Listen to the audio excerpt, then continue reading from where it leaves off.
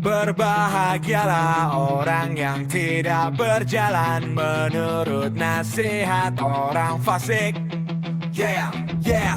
Yang tidak berdiri di jalan orang berdosa, dan yang tidak duduk dalam kumpulan pencemooh. Tetapi yang kesukanya ialah Taurat Tuhan, dan yang merenungkan Taurat itu siang dan malam. Ia seperti pohon yang ditanam di aliran air, yang menghasilkan buahnya pada musimnya, dan yang tidak layu daunnya. Apa saja yang diperbuatnya berhasil, bukan demikian orang fasik mereka.